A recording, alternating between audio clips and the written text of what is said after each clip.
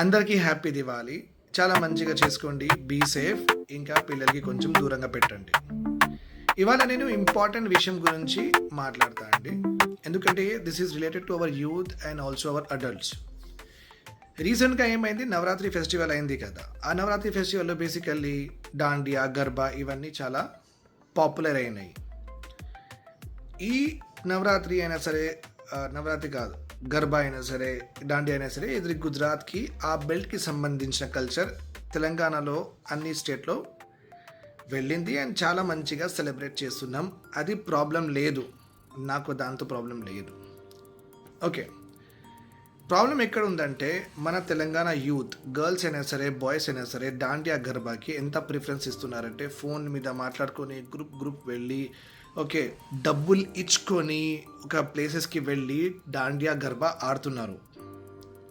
ఎందుకు కానీ అదే మన తెలంగాణ మన తెలంగాణ కల్చర్కి ప్రమోట్ చేయట్లేదు.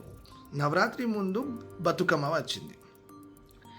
బతుకమ్మ రోజు మన తెలంగాణ యూత్ అండ్ అడల్ట్స్ వీళ్ళు ఎందుకు వాళ్ళ ఫ్రెండ్స్ అందరికీ తీసుకొని, నార్త్ ఇండియన్స్కి తీసుకొని, కార్పొరేట్ ఫ్రెండ్స్కి తీసుకొని, జిమ్ ఫ్రెండ్స్కి తీసుకొని మళ్ళీ ఇది ఎందుకు ఆడలేదు, మన కల్చర్ ఎందుకు ప్రమోట్ చేయలేదు వాళ్ళ ముందు?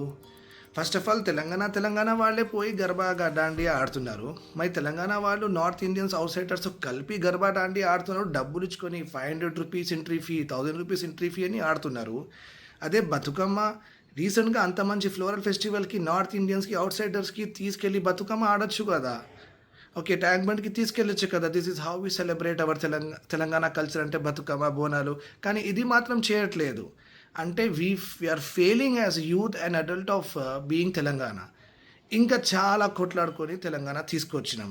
ఎందుకు?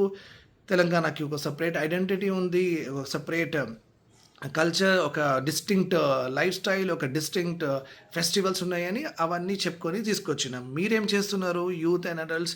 ఓకే, గర్బా దాండియా మంచిగా డబ్బులు ఇచ్చుకొని ఆడుతున్నారు. బతుకమ్మకి ఎవరికి పిలవట్లేదు. మీరు కూడా ఆడట్లేదు తెలంగాణ యూత్. మళ్ళీ బయట వాళ్ళకి కూడా ప్రమోట్ చేయట్లేదు. ఇది చాలా పెద్ద హిపోక్రసీ అండి. ఎట్లా అంటే మన యూత్ లేని ఫెస్టివల్స్కి మైలేజ్ ఉండదు. నేను చూసిన బతుకమ్మ ఆడుతున్నప్పుడు చాలామందికి ఉమెన్సే ఆడుతున్నారు, అంటే మ్యారీడ్ ఉన్న వాళ్ళు ఇంకా చాలా తక్కువ మంది ఆడుతున్నారు. బట్ సిటీలో మాత్రం మొత్తం కల్చర్ బతుకమ్మది యూత్ మొత్తం ఖరాబ్ చేసిండ్రు. దాండియా అండ్ గర్బాకి ఒక రేంజ్లో ఎగురుతున్నారు.